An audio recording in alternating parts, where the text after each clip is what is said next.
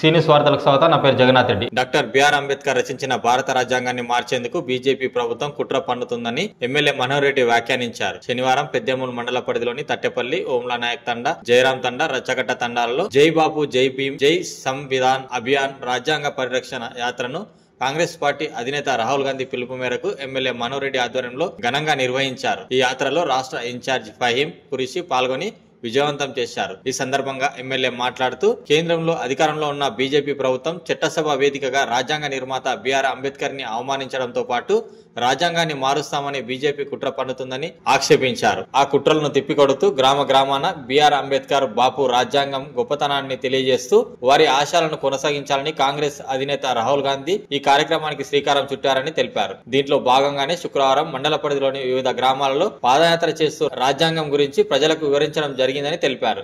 BJP ప్రభుత్వం రాజ్యాంగ సవరణ పేరిట చేస్తున్న ప్రయత్నాలు రిజర్వేషన్లకు ముప్పు తీసుకురావడమే లక్ష్యంగా కనిపిస్తుందని, రాజ్యాంగ నిర్మాత బిఆర్ అంబేద్కర్ ఎంతో శ్రమకూర్చి రచించిన రాజ్యాంగంతోనే బడుగు బలహీన వర్గాలకు ప్రయోజనాలు దక్కుతున్నాయని అన్నారు. దేశంలోని పెద్ద కుబేరుల కోసం కేంద్ర ప్రభుత్వం రాజ్యాంగాన్ని మార్చేందుకు కుట్ర చేస్తుందని, దీన్ని దేశ ప్రజలు అందరూ పసిగట్టాలని సూచించారు. ఈ కార్యక్రమంలో మండల పార్టీ నాయకులు తదితరులు పాల్గొన్నారు.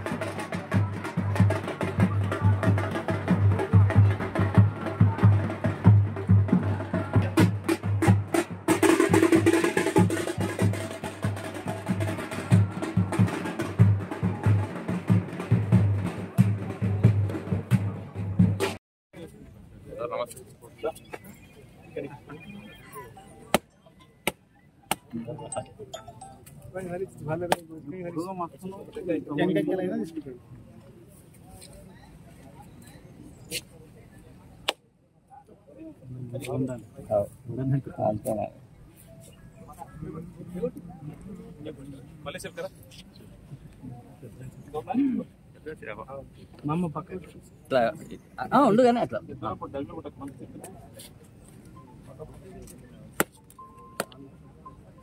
అన్న పక్కకుంటే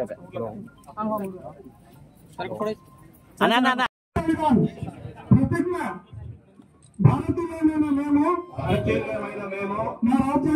మా రాజ్యాంగాన్ని అత్యంత పవిత్రమైనదిగా ప్రపంచంలోనే గొప్ప రాజ్యాంగంగా భావిస్తాము.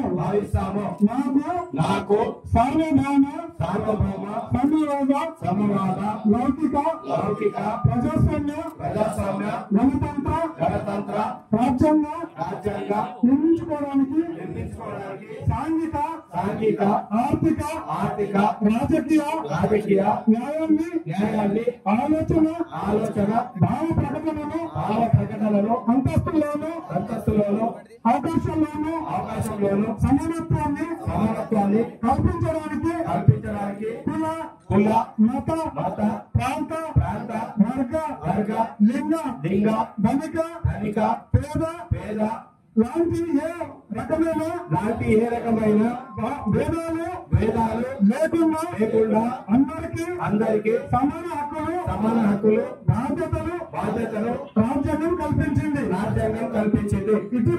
ఇటీవల పరిణామాలు రాజ్యాంగ స్ఫూర్తిని దెబ్బతీస్తూ ప్రజాస్వామ్య విలువలను కాలరాస్తూ సమాజంలో అశాంతి నెలకొల్పుతున్నాయి,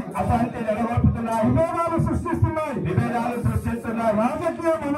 రాజకీయ మనుగడ కోసం విద్వేషాలు రెచ్చగొడుతున్నాయి. ఇలాంటి తరుణంలో శాంతి అహింసలను మూల రాస్తూ మనకు బోధించిన మార్పుల స్ఫూర్తిగా మనుషులంతా ఒక్కటే అంటూ రాజ్యాంగంలోని అందరికీ సమాన హక్కులు కల్పించిన డాక్టర్ బాబాసాహెబ్ అంబేద్కర్ ఆశయాలను అమలు చేస్తూ మన గొప్ప రాజ్యాంగాన్ని కాపాడుకోవడానికి చిత్తశుద్ధితో అంకిత భావంతో ఆశీస్సులు కృషి చేస్తూ ప్రమాణం చేస్తున్నారు. జై బాబు, జై భీమ్, జై. మన ఇన్ఛార్జ్ తాండూరు కొడంగల్ నియోజకవర్గ ప్రోగ్రామ్ ఇన్ఛార్జ్ ఫైఎం గారికి,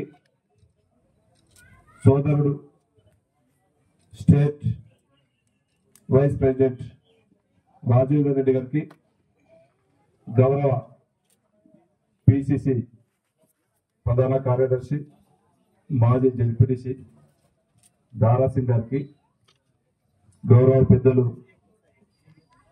నారాయణ రెడ్డి గారికి, ఏఎంసీ చైర్మన్ అంజన్న గారికి, మండల పార్టీ అధ్యక్షుడు గోపాల్ గారికి, జిల్లా మహిళా అధ్యక్షురాలు శోభారాణి గారికి, సుమిత్ర గారికి, రియాజ్ గారికి, Narayana Reddy AMC vice chairman గారికి, మల్లేశం గారికి,